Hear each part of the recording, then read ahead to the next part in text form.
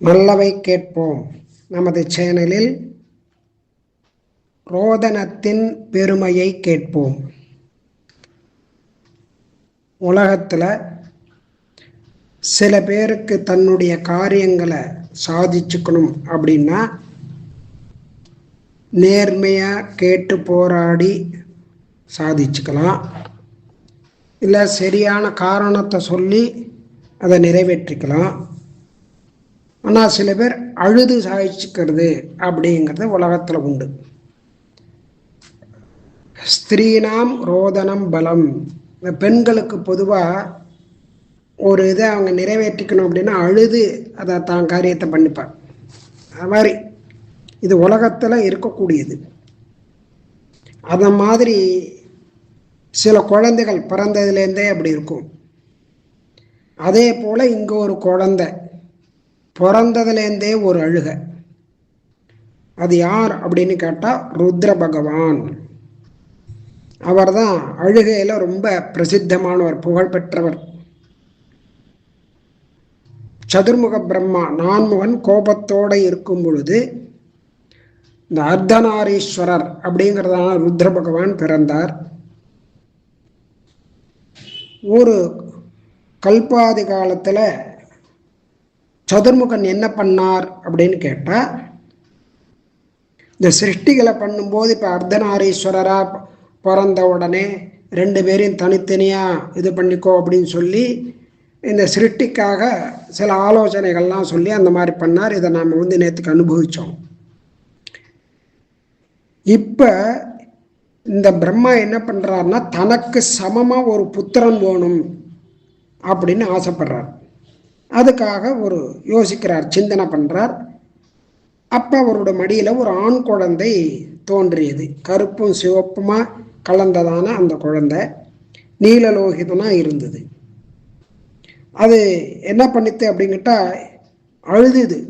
எப்படி அழுதுன்னா இனிமையாக அழுதுதான். அழுதுண்டே ஓடித்துது.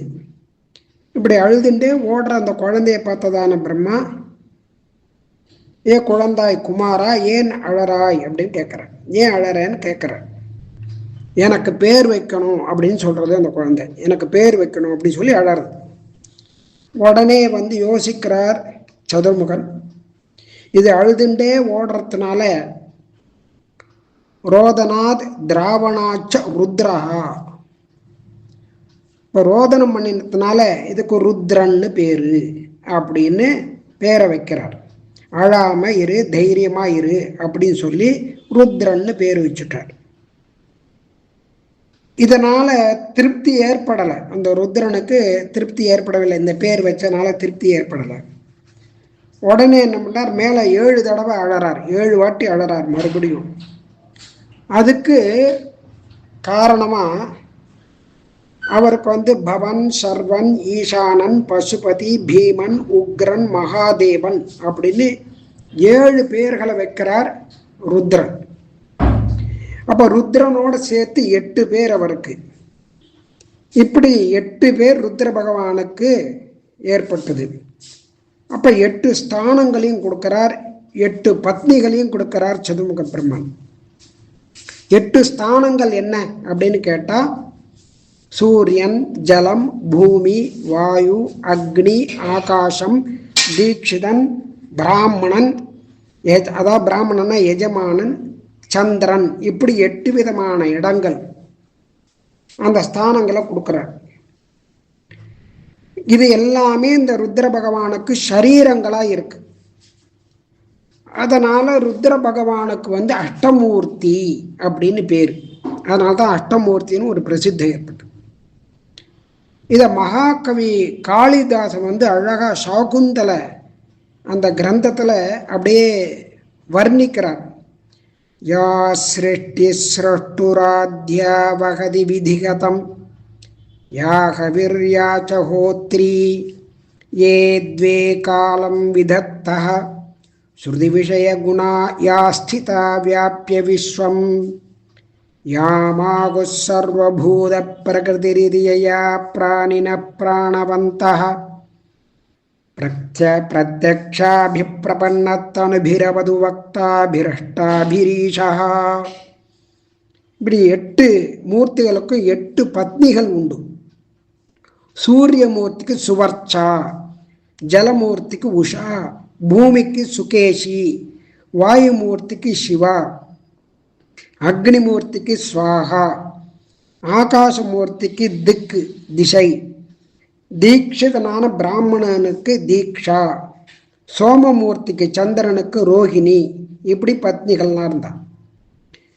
இவாளுடைய புத்திரர்கள், புத்திரன் பௌத்திரன் அப்படின்னு புத்திரர்கள் பேரன்கள் அப்படின்னு உலகம் முழுக்க இவாளுடைய அந்த குடும்பம் அப்படியே பரவி இருந்தது. அதாவது சனி, சுக்கிரன், அங்காரகன், மனோஜமன், ஸ்கந்தன், சர்கன், சந்தானன், புதன் அப்படின்னு 8 பேர் புத்திரர்கள் இவாளுக்கு. இப்படி சந்ததி பெருசா உலகம் முழுக்க பரவி இருக்கு. இப்படி அஷ்டமூர்த்திகள் எல்லாருமே கொண்டாடப்பட்டதான ருத்ர பகவான் அவர் என்ன பண்றார் அப்படின்னா, தக்ஷ பிரஜாபதியினுடைய புத்திரியான சதி அப்படிங்கிறதான பெண்ணை அவர் விவாகம் பண்ணிக்கிறார். அந்த சதி தேவியினுடைய விவாகமானது இந்த பராசர மகரிஷி அதை வர்ணிக்கிறார். ரொம்ப சங்கிரகமாக வர்ணிச்சுட்டு அந்த சதி தேவியினுடைய மரண விற்த்தாந்தத்தை ரொம்ப பெருசாக விஸ்தாரமாக வர்ணிக்கிறார். அதாவது தன்னுடைய தந்தையினுடைய கோபத்தினால தன்னுடைய சரீரத்தை உடலையே விட்டாள் அந்த சதி தேவி அப்படிங்கிறது. அதாவது தக்ஷ பிரஜாபதியினுடைய புத்திரி சதி தேவி தேவசிரேஷ்டனான ருத்ர பகவானுக்கு விவாகம் பண்ணி வச்சார் தக்ஷ பிரஜாபதி. அதனால சந்தோஷமா இருந்தார். ஒரு நாள் அவர் என்ன பண்றார், அந்த தக்ஷ பிரஜாபதி சத்திர யாகம் அப்படிங்கிறதான ஒரு யாகம் நடக்கிறது, அந்த இடத்துக்கு வரார். அந்த இடத்துல மகரிஷிகள், தேவர்கள், முனிவர்கள் எல்லாரும் அவாவாளுடைய பரிவாரங்களோட சேர்ந்து அங்கே வந்திருக்கா. எல்லாரும் ஒன்றா சேர்ந்துருக்கா. அங்கே சிவபெருமானும் தன்னுடைய பூதகணங்களோடு அங்கே வரார்.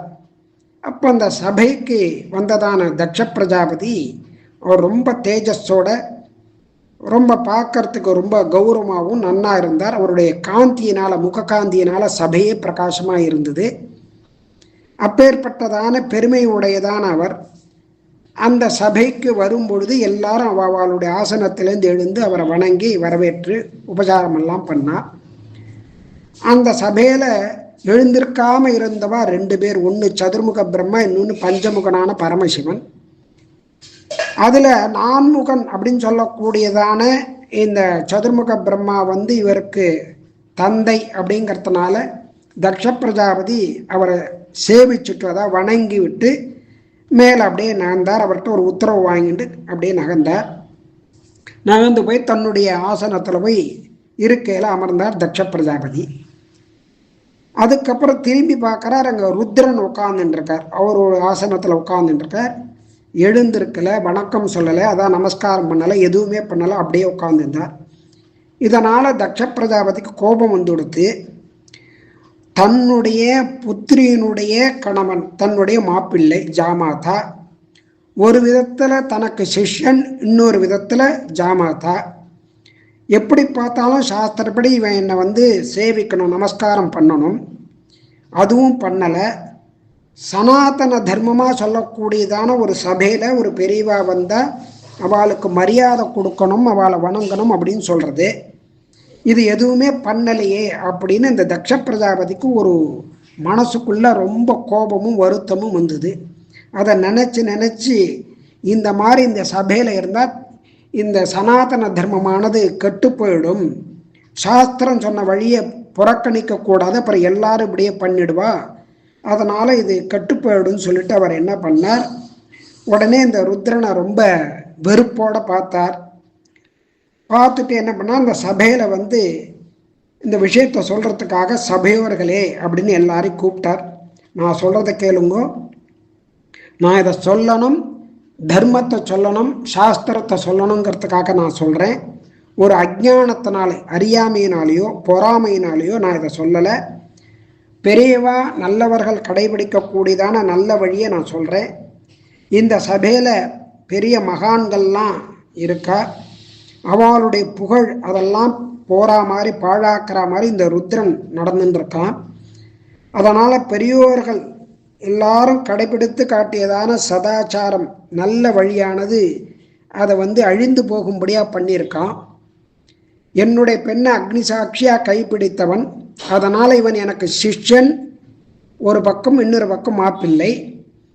அதனால் இவன் எழுந்து வணங்கியிருக்கணும், நமஸ்காரம் பண்ணியிருக்கணும், இல்லைன்னா ஒரு வாய் வார்த்தை உபச்சாரமாவது வார்த்தைகளை சொல்லியிருக்கணும், அதுவும் செய்யலை. சாஸ்திர மரியாதை அழிச்சிட்டான், சபை மரியாதையும் தெரியல. அதனால் இவனே இன்னுமே இந்த யாகங்களில் ருத்ரன் பங்கு பெறக்கூடாது அப்படின்னு ஒரு சாபத்தை கொடுக்குறார். இதுக்கு மேலே என்ன நடந்தது அப்படிங்கிறத நாளை கேட்போம்.